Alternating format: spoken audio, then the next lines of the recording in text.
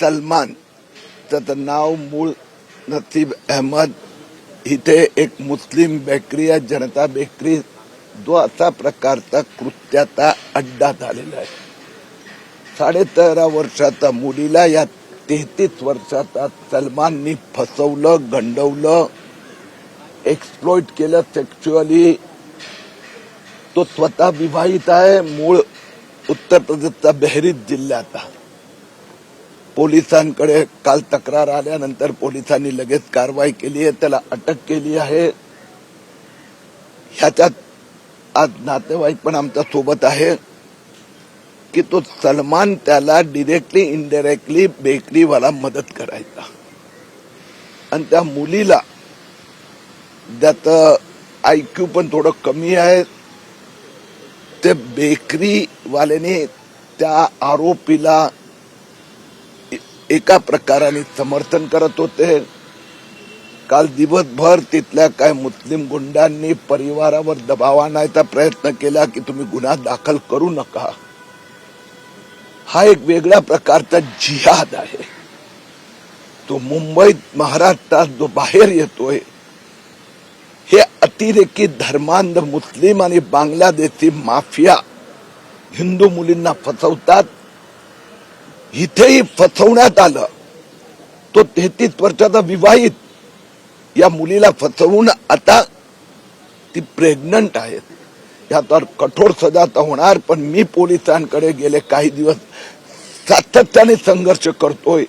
असे सगळे जे राक्षसी प्रवृत्तीचे लोक बसलून आहे, जे यांना समर्थन देतात, बेकरीवाला, दुसरे 4 नावं 3 नावं दिलेली आहेत, त्या सगळ्यांवर पण कारवाई झाली पाहिजे. अत्याचार वाढत चाललेला आहे. सरकार देखील तुमचं काय वाटतं याच्यावरती कठोर कारवाईसाठी फास्ट ट्रॅक शक्ती कायदा अजून होत नाही? वास्तविकरित्या हे जे घटना बघितल्यानंतर लक्षात असं येते की तो अमरावतीचा कोचिंग क्लास जिहाद असो की नाशिकचा कॉर्पोरेट जिहाद असो, लव्ह जिहाद असो की हा एक वेगळा जिहाद, तर हे गेले अनेक वर्षापासून सुरू असेल. आपण माहित आहे की विधानसभा निवडणुकीच्या काळात मी त्यांचा जो वोट जिहाद फंडिंग घोटाळा, आता तो 2100 कोटीचा झाला, त्या 389 कोटी रुपये अशा प्रकारच्या प्रवृत्तीसाठी, बोगस जन्म प्रमाणपत्र, FIR मध्ये नाव नोंदणं, आता लोकांमध्ये हिंमत यायला लागली आहे. घटना पूर्वी पण होत असेल, पण गेल्या 1.5 महिन्यात आपण बघितलं 6वी घटना बाहेर आली. त्यात स्वतः परिवार, व्यक्ती किंवा परिवाराचे लोक बाहेर येऊन तक्रारी करतात.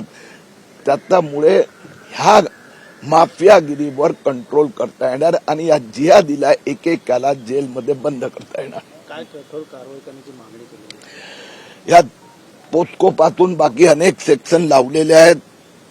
मुलगी प्रेग्नंट आहे, तिथं पण चेकिंग, रिपोर्टिंग, DNA चेकिंग केले जाणार आणि ह्याला मला असं वाटतं की किमान 20 वर्षाची सजा होऊ शकते. मुंबई में, महाराष्ट्र में और एक किस्सा जो जिहाद के नाम से बांग्लादेशी इस्लामी फैनेटिक हिंदू लड़कियों को फुसलाना, सेक्सुअल ब्लैकमेल करना. इस लड़की को तो प्रेग्नेंट किया, 13.5 साल की लड़की और 33 साल का वो सलमान. जिस प्रकार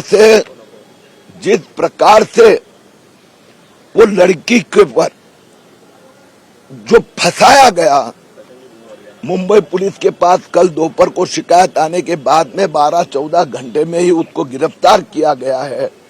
हमने आग्रह किया है, परिवार के लोगों से भी हमारी बातचीत हुई है, मुलाकात हुई है कि वो जो बेकरी है, जनता बेकरी का मालिक, वो भी वही मुस्लिम और 4-5 मुस्लिम गुंडों ने परिवार पड़ोसियों को धमकी देने का प्रयास किया. मैंने पुलिस को कहा इन सबको एक को पकड़ के जेल में डालेंगे. महाराष्ट्र में हर एक घटना घट रही है, शक्ति कायदा लाने की जरूरत है. सरकार आपकी एक इम्प्लीमेंटेशन की मांग है. वास्तव में गए 1.5 महीने से हमने देखा कि अब लोगों में हिम्मत आने लगी है. पुलिस कार्रवाई कर रही है, सरकार कठोर कार्रवाई करने के लिए कटिबद्ध है. इसलिए अभी जो पीड़ित परिवार है वो एक बाहर आ रहे हैं. इसमें भी लड़की और लड़की की मां ने कल शिकायत की.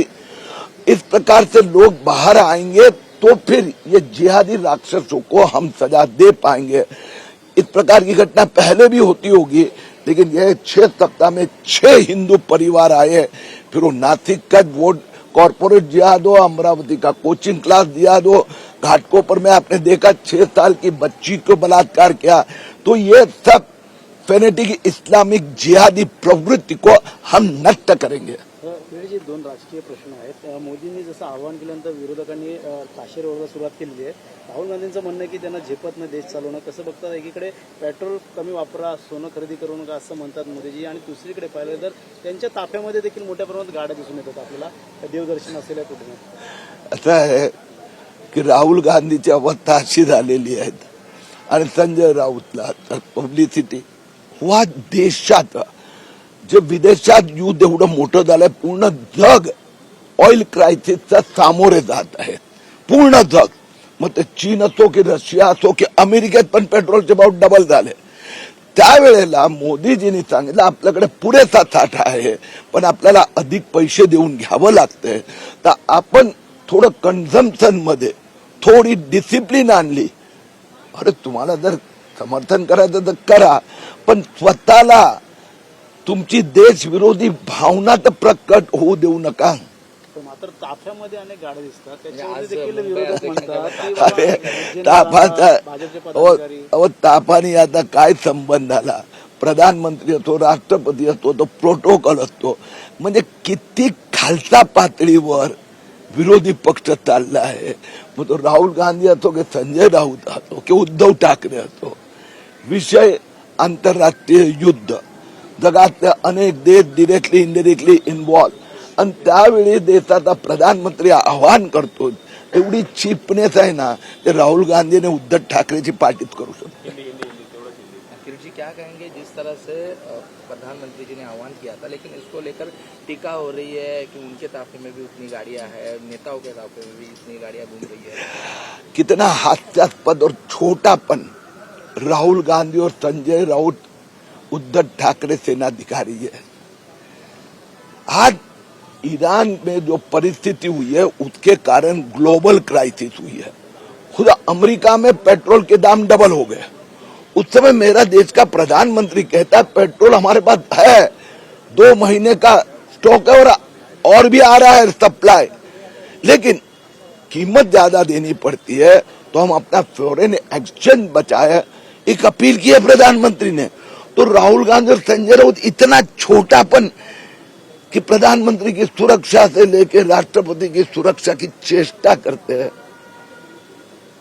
अरे देशभक्ति का प्रकटन करना है तो करो, नहीं करना है तो देश विरोधी भावना तो व्यक्त मत करो।